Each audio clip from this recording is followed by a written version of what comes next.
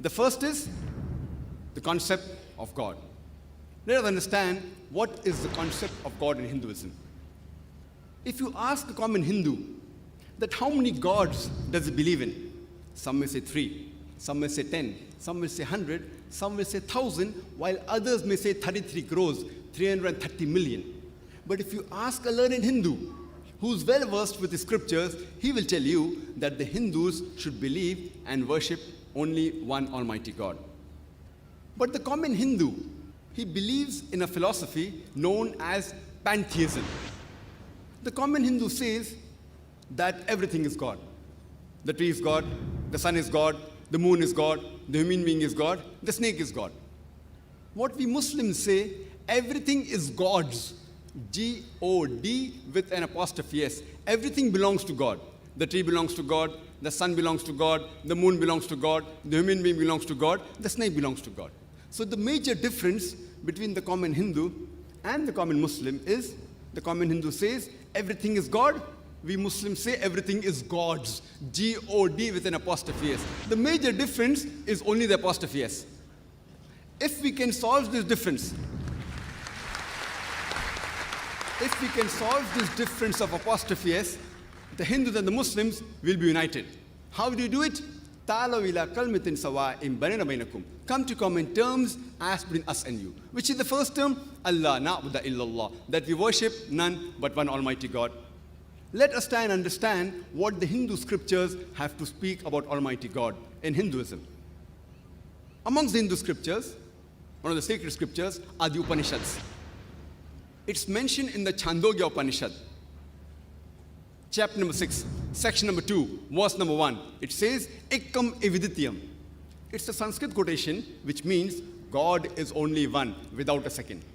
It's mentioned in the Shvetashvatar Upanishad, chapter number 6, verse number 9. Na chasya kasij, janita na chadipa. Of him there are no lords. He has got no master.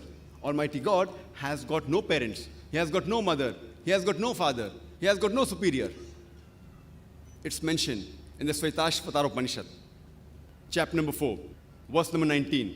Na tasya pratima asti, which means of him there is no likeness. Almighty God has got no likeness. It's mentioned in the Shvetashvatar Upanishad, chapter number 4, verse number 20. Almighty God is imageless.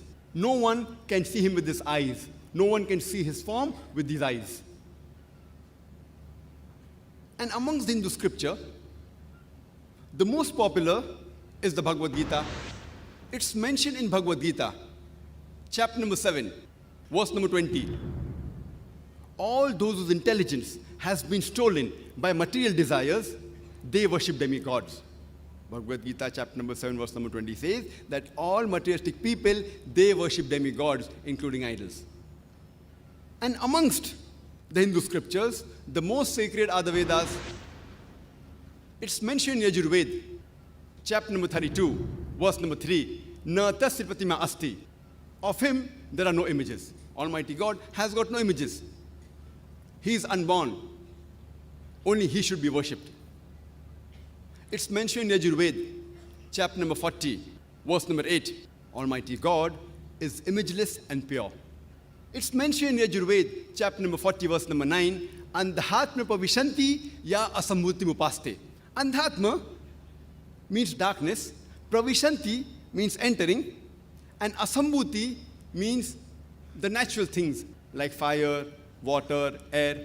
So Yajurveda, chapter number 40, verse number 9 says, they are entering darkness, those who worship the natural things like fire, water, air, etc. And the verse continues, they are entering more in darkness, those who worship the sambhuti, that is the created things like table, chair, idols, etc. It's further mentioned in the Atharva Ved, book number 20, hymn number 58, verse number 3. Dev Maha Asi, verily great is Almighty God. And amongst the Vedas, the most sacred is the Rig Veda. It's mentioned in Rig Veda, book number 1, hymn number 164, verse number 46. Ekkam sat vipra bahuda vidante. Truth is one, God is one. Sages call him by a variety of names. And the same message that God is one and sages call him by a variety of names is repeated in Rig Veda, book number 10, hymn number 114, verse number 5. And Rig Veda alone, in book 2, hymn number 1, gives no less than 33 different attributes to Almighty God.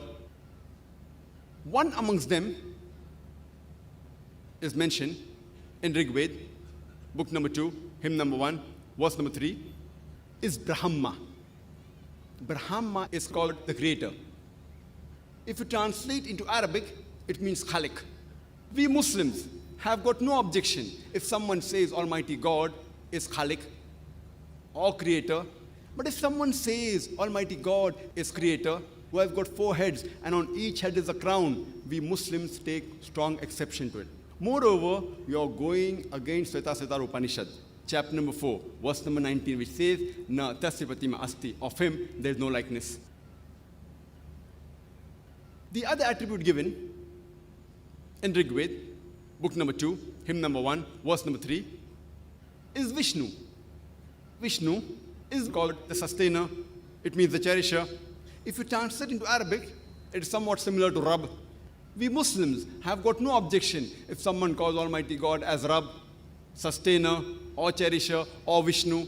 But if someone says sustainer is Almighty God, who is relaxing on a couch of snakes, traveling in the sea, or flying in the air on the bird Garuda, has 4 hands. One right hand is the chakra, the discus. The left hand he has the conch. We Muslims take strong objection to it. Moreover, you are going against Yajurved, chapter number 32, verse number 3, which says, Na tasya pratima asti. Of him there are no images. Almighty God has got no images. It's further mentioned in Rig Veda, book number 8, hymn number 1, verse number 1, Ma chadanadi sansad.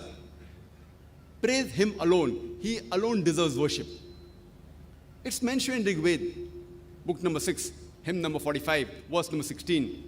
Ya ek it mushtihi. Praise him alone. He alone deserves worship. And the Brahma Sutra of Hinduism is Ekam Braham Dyuta Naste. Nehna Naste Kinchan. भगवान एक ही है, दूसरा नहीं है, नहीं है, नहीं है, जरा भी नहीं है. There is only one God, not a second one, not at all, not at all, not in the least bit. So if you read the Hindu scriptures, you shall understand the concept of God in Hinduism.